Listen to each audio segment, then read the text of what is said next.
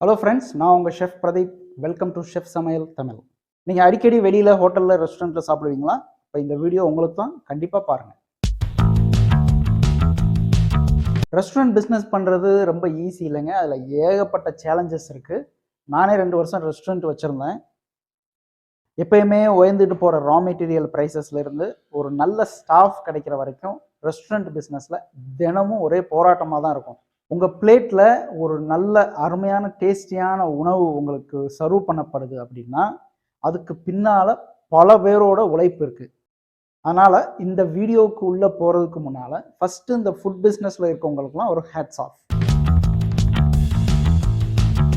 இப்போ சமீபத்தில் நியூஸில் பார்த்துருப்பீங்க, ஒரு ரெஸ்டாரண்ட்டில் ஃபுட் இன்ஸ்பெக்டர் வந்துட்டு தரமாக இல்லாத உணவுகளை எல்லாம் கண்டுபிடிச்சி அது வந்து டிவியில் கூட வந்தது. ஒரு ரெஸ்டாரண்ட்ல அந்த மாதிரி இருந்தவுடனே எல்லா ரெஸ்டாரண்ட்டுமே அப்படித்தான் இருக்கும்னு அர்த்தம் இல்லை. ஆனாலும் நீங்கள் ஒரு ரெஸ்டாரண்ட்ல சாப்பிட போறீங்க அப்படின்னா சில விஷயங்களை எப்பயுமே மைண்டில் வச்சுக்கிறது நம்மளோட சேஃப்டிக்கு நல்லது. இந்த வீடியோவில் நீங்கள் மைண்டில் வச்சுக்க வேண்டிய 5 முக்கியமான பாயிண்ட்ஸ்களை பார்க்கலாம். First, menu. இன்னும் லிஸ்ட் ரொம்ப பெருசாக போய்கிட்டு இருக்கு அப்படின்னு வடிவேல் சொல்கிற மாதிரி ஒரு சில ரெஸ்டாரண்ட்டில் பார்த்தீங்கன்னா மெனு ரொம்ப எக்ஸ்பான்சிவாக இருக்கும், நிறைய ஐட்டங்கள் இருக்கும். அந்த மெனுவை நீங்கள் பார்க்குறதுக்கே ரொம்ப நேரம் ஆகும். இப்போது மெனு கார்டு பெருசாக இருக்கிறது, மெனுவில் வந்து நிறைய ஐட்டம்ஸ் இருக்கிறது பிரச்சனை கிடையாது. மெனு கார்டில் வந்து நிறைய ஐட்டம் இருக்குது அப்படின்னா அதுக்கு என்ன அர்த்தம்னா கிச்சனில் வந்து ஷெஃப்புங்க நிறைய மிசம்பிளா வைக்கணும். இப்போ மிசம்பிளானா என்ன அப்படின்னா ஹோட்டல் டேர்மில் மிசம்பிளான்னு சொல்லுவோம். அதை என்ன அப்படின்னா ஒரு ஐட்டம் பண்ணுறதுக்கு தேவையான ப்ரிப்பரேஷன்ஸ் வந்து அந்த கட்டிங்காக இருக்கட்டும், இல்லை நிறைய ஐட்டங்கள் ரெடி பண்ணி வைக்கிறது தான் மிசம்பிளான்னு சொல்லுவோம். இப்போது ரெஸ்டாரண்ட் பிஸியாக இருந்தது அப்படின்னா அந்த மெனுவில் நிறைய ஐட்டங்கள் இருந்தாலும் அந்த பண்ணி வச்ச மிசம்பிளா வந்து காலியாகிட்டே இருக்கும். ஏன்னா ஆர்டர் வந்துக்கிட்டே இருக்கும், அதுக்கு அவங்க பண்ணி கொடுத்துக்கிட்டே இருப்பாங்க. இதே ஏதாவது ஒரு ஐட்டமோ இல்லை 4-5 ஐட்டமோ போகலை, மூவ் ஆகலை அப்படின்னா அதுக்கு உண்டான ப்ரிப்பரேஷன் எப்படியா இருந்தாலும் பண்ணி தான் ஆகணும். ஏன்னா இல்லைன்னா நாட் அவைலபிள் பண்ண வேண்டியிருக்கும். ஸோ அந்த ஐட்டங்கள் வந்து மூவ் ஆகலைன்னா ஃப்ரிட்ஜில் தான் வைக்க வேண்டியிருக்கும், சிம்பிளாக தூக்கி போட முடியாது. ஸோ அடுத்து நீங்கள் அது 2 நாளோ 3 நாளோ கழிச்சு நீங்கள் ஆர்டர் பண்ணீங்கன்னா ஃப்ரிட்ஜ்லேருந்து எடுத்து அதை ப்ரிப்பரேஷன் பண்ணி கொடுக்குற மாதிரி தான் இருக்கும். இப்போ வந்து அந்த ரெஸ்டாரண்ட்டு எப்பயுமே பிஸியாக இருக்கிற ரெஸ்டாரண்ட் அப்படின்னா ஃப்ரிட்ஜில் வச்சு யூஸ் பண்ணுற ஐட்டங்களோட வாய்ப்புகள் குறைவு. இதே அந்த ரெஸ்டாரண்ட் வந்து ஸ்லோவாக போகிறதா இருந்ததுன்னா ஃப்ரிட்ஜில் வச்சு யூஸ் பண்ணுற ஐட்டங்களோட எண்ணிக்கை அதிகமாக இருக்கிறதுக்கு வாய்ப்புகள் இருக்குது. இப்போ நீங்கள் ஒரு ரெஸ்டாரண்ட்டை பார்க்குறீங்க, அந்த ரெஸ்டாரண்ட் ஒரு நல்ல பிஸியான ஸ்ட்ரீட்டில் இருக்குது, ஆனால் அந்த ரெஸ்டாரண்ட்டில் மட்டும் கூட்டம் குறைவாக இருக்குது அப்படின்னா அந்த ரெஸ்டாரண்ட்டில் பொருட்களை அதிக நாள் ஃப்ரிட்ஜில் வச்சு உபயோகப்படுத்துறதுக்கு உண்டான வாய்ப்புகள் அதிகம். ஸோ அதை நீங்கள் மைண்டில் வச்சுக்கோங்க. அந்த ரெஸ்டாரண்ட் போகிறதுக்கு ஃப்ரெஷ்ஷாக இருக்கிறதுக்கு வாய்ப்புகள் குறைவாக இருக்கலாம்.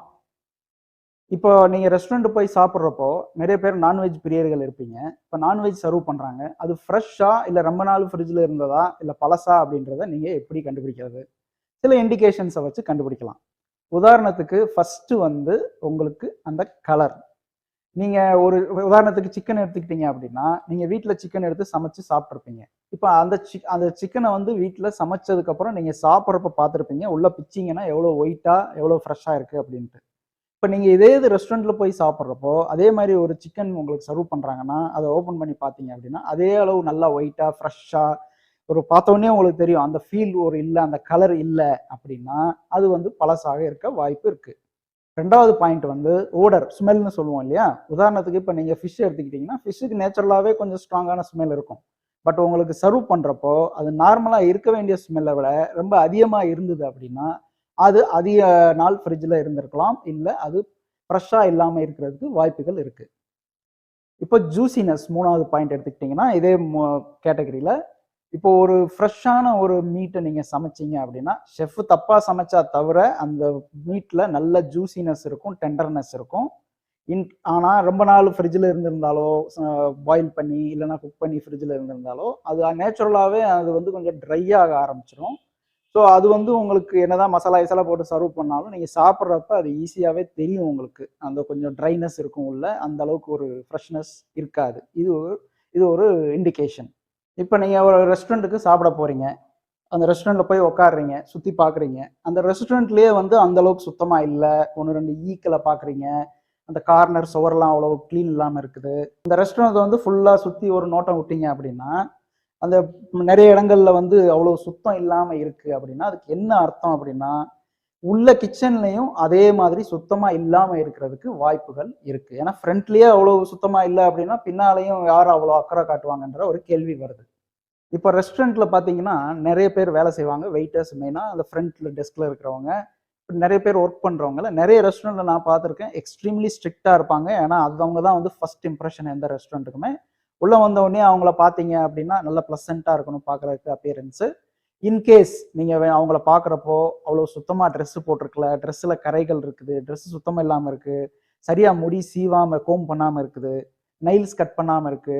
இதெல்லாம் நோட் பண்ணீங்க அப்படின்னா, என்ன அர்த்தம் அப்படின்னா, அந்த ரெஸ்டாரண்ட் ஓனரோ இல்லன்னா மேனேஜரோ அங்க இருக்கிற ஸ்டாஃபோட ஹைஜீனுக்கு அவ்வளோ இம்பார்ட்டன்ஸ் குடுக்கலன்னு அர்த்தம். இது ஃப்ரண்ட் ஆஃப் த ஏரியாலயே இந்த அளவுக்கு ஒரு அட் அ அட்டென்ஷன் குடுக்கல அப்படின்னா, பேக் ஆஃப் த ஏரியாலயும் சுத்தமா இருக்குமா அப்படின்ற கேள்வியும் வருது. நான் ரொம்ப வருஷமா ஷெஃப்பா தான் இருக்கேன். ஒரு 6 வருஷமா ரெஸ்டாரண்ட் கன்சல்டன்ட்டாவும் இருக்கேன். அதனால என்னோட அனுபவத்திலிருந்து எனக்கு நான் பார்த்ததுல கொஞ்சம் பாயிண்ட்ஸ இப்போ உங்ககிட்ட நான் ஷேர் பண்ணியிருக்கேன். ஆனா இது மட்டும் இல்ல, இன்னும் நெறைய விஷயங்கள் இருக்குது. இதுல நீங்க எதனா எக்ஸ்பீரியன்ஸ் பண்ணியிருந்தீங்க, இல்லன்னா உங்களுக்கு எதனா பாயிண்ட்ஸ் இதுல ஆட் பண்ணணும் அப்படின்னா, தாராளமா கமெண்ட் செக்ஷன்ல ஆட் பண்ணுங்க. இன்னும் நெறைய பேருக்கு இது உபயோகமா இருக்கும். இது மாதிரி இன்னும் உபயோகமான வீடியோக்கள பார்க்கறதுக்கு மறக்காம சப்ஸ்கிரைப் பண்ணுங்க, லைக் பண்ணுங்க, ஷேர் பண்ணுங்க.